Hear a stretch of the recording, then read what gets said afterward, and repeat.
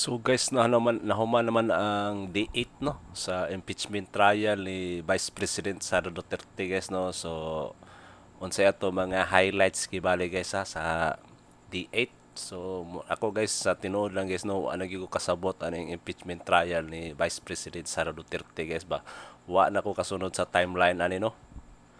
Pero gaya na guys is ilang gi-discuss or ilang trial kay about manghapon sa Article 4 no katong grave threat nga gibuhat ni Vice President Sara Duterte sa atong presidente no.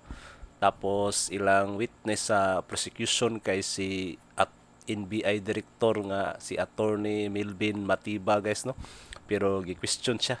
Gaya na guys sa defense counsel ni BP kay nganong naa daw siya nag-ingko na sa tos witness nga wala man siya gi pasampina sa impeachment court no. So wala ta kabaluan kung sa ilang patubag to guys.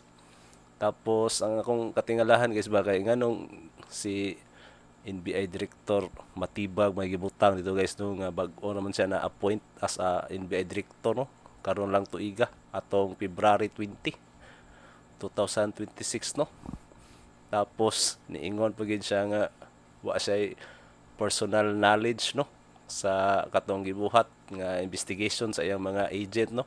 Bahin atong video nga nag-threat si Vice President Sara Duterte no. So kana pa lang nga statement guys questionable na kayo no nganong wa siya personal knowledge pero nganong naa siya diha sa witness stand ingkod. Tapos si Congressman Jinky Luistro pod guys kana ang ilang affidavit bitaw guys nga katong kang Arturo Las Cañas no nga gisumbag ni Vice President Sara Duterte katong mayor pa siya sa Davao no kay walay notarization.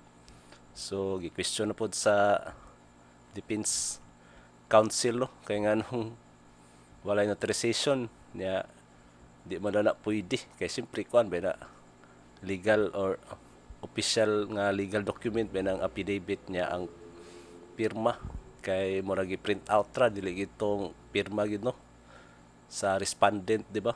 Tapos ni mention si Silvestro og pwede ra daw nang walay notarized nga dokumento kay nga na daw sa ICC mo tong gisupok siya ni presiding officer Chis Escudero nga dili daw sila ICC kuan sila impeachment court sila no. So pero sa akong tan-aw guys ba kaning impeachment trial bitaw ni Vice President Sara Duterte guys kay wala naman siya gi question ani yang mga kuano wala na nag-follow ang prosecution sa mga articles nila no.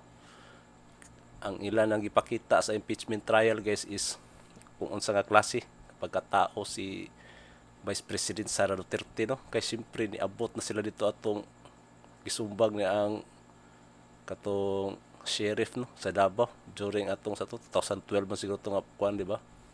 Ako nganong maabot man sila ato nga time nga impeachable officer si Vice President Sara Duterte is nagsugod man sa 2022 no. So say masulti nyo guys gay na sa D8 no sa impeachment trial nga wa nagi ko kasabot guys.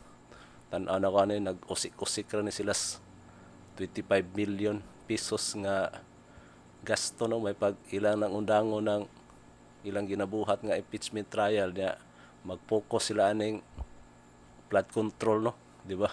Malipay pa siguro yung mga tao ani tan-aw na og kinsay mga involved gyud nga mga congressman, mga senators, mga kuano cabinet secretary siguro or katong kinaibabuan nato atong leader apil pod to di ba.